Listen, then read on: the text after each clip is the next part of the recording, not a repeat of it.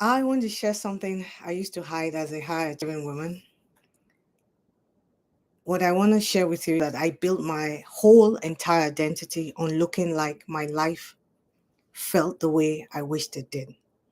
Hear this: looking like I was composed, in control, and knew what I was doing all the time, which was really a big fat lie because if I did, I wouldn't have ended up with a crazy, crazy six-figure student loan and 100 jackets that actually looked the same.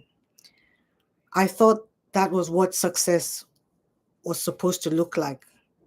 If people praised me, they said things about me that were nice, I thought that meant I was doing it right.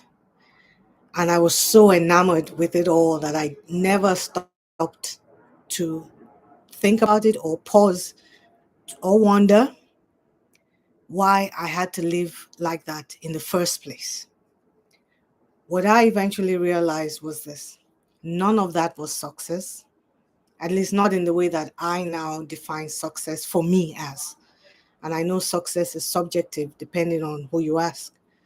What it really was for me was fear, fear disguised as success. And it was the fear of letting people down, fear of being seen as difficult, where you have a moment where you have a real thought or a real response to something or even a boundary, but you don't share, you don't enforce it because you don't want anyone to think you're too much or look at you as being extra. You don't want to be different. You just want to fit in with whatever the status quo is. It was fear of looking like I needed anything from anyone because who needs anything when you can do it all and be it all? I spent years trying to look like everybody or everything was okay to everybody, like I was genuinely enjoying this life that I created, even when I felt disconnected and I was looking in from the outside. It was fear of losing the respect that I had worked so hard to earn. So much of what looked like confidence was really me just trying to fit in at any costs or by any means necessary.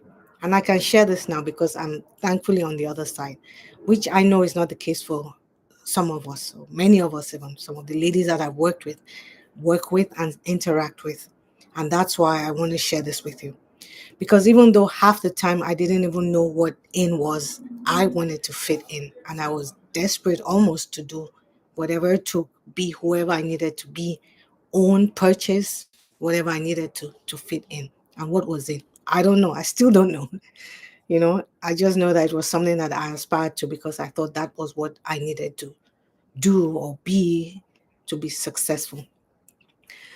And so my life changed the moment that I admitted that success without softness, without me in it, without being connected, was really just survival.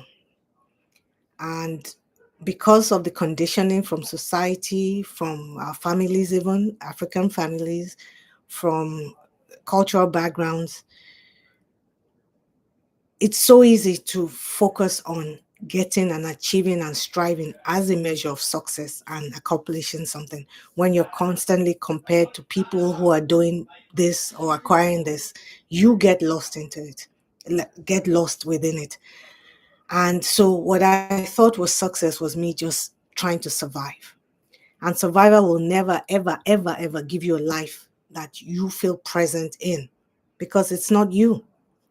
It won't reflect the true desire of your soul, because I always mention we can wear masks on almost everything, but we can never wear a mask over our soul. Our soul will always tell you what is true to you and what your real desire is. So survival will only give you a life that you can manage. It won't give you the true desire of your soul. And there is a big difference. There's a difference, big, subtle, there's a difference. I remember getting off a call with my high performance coach, go figure, a high performer, driven, still needing to continue to go after things. And it was during the pandemic. And I guess the best thing I thought I could do was to improve my skills and get more things and acquire more things, right? The irony of it. Even then, at a time where the world had no choice but to stop I couldn't. I was still going. It was like I was addicted to performing and doing because I did not know how to just be. And more importantly, or tragically, I didn't know who I was to just be. Because to just be, you have to know who you are. And if you don't know who you are, you just keep perpetuating the cycle of trying to find who you are, but by doing things. And I know I'm not alone in this.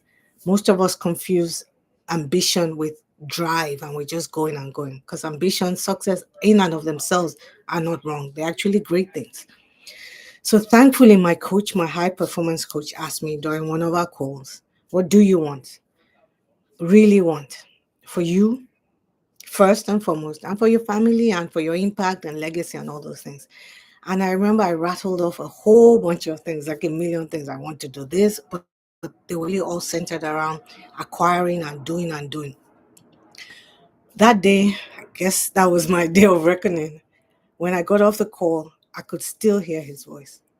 Because in the past, I just move on with my day and keep going. I would have tasks after each call, an assignment. But this day, it wasn't just business as usual. I still heard his voice. Jite, what do you want? And then I thought to myself, why am I still living like this? Where I'm still doing things? Why can't I just say what I want? Why is what I want a million things about what I need to do? Why don't I know what I want that is not connected to getting something, doing something, that is not connected to things that were outside of me, that were external? Why am I still choosing the version of me that I think will make everyone respect me or think well of me or be nice to me? And for the first time, I didn't feel the need to override and just keep going.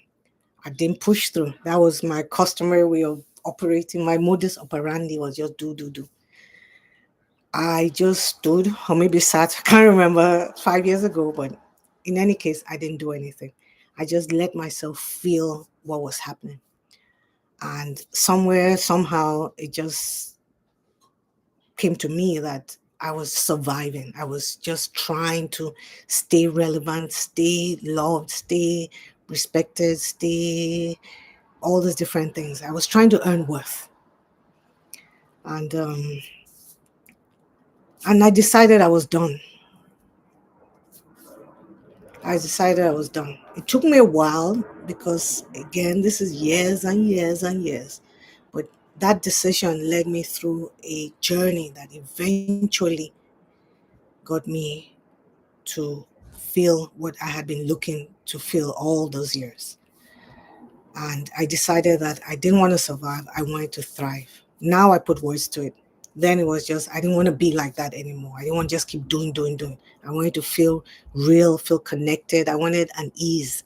Now I have the words because I've done the work. But at the time, I just knew that that way of always going after things was no longer a part of me. And I just wanted to enjoy life and be easeful about things. And that is why the Soft Life Shift exists. The masterclass that I'm hosting on December 27th at 6 p.m. Eastern, because there's the life that works, which is the life that I was living, and many high achieving women, especially many high achieving women of color, brown. And then there's a life that feels like yours, which is where I am, and the ladies that I work with strive to get to. They get to it. That's why they come to me.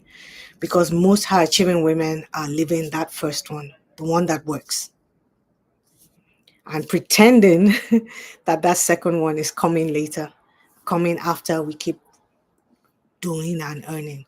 But what I want to tell you that it is not going to come. Not if you just continue going the way you're going. And that's why I want to share the details of the masterclass with you, because that's what we're going to be doing inside of it. So if this is resonating somewhere inside of you, resonating in a way that's real, save the date. It's December 27th, Eastern, 6 p.m. I'm breaking down the exact shifts that open everything for me. I would love for you to save your seat. The link is in the description, and I will see you in the next video.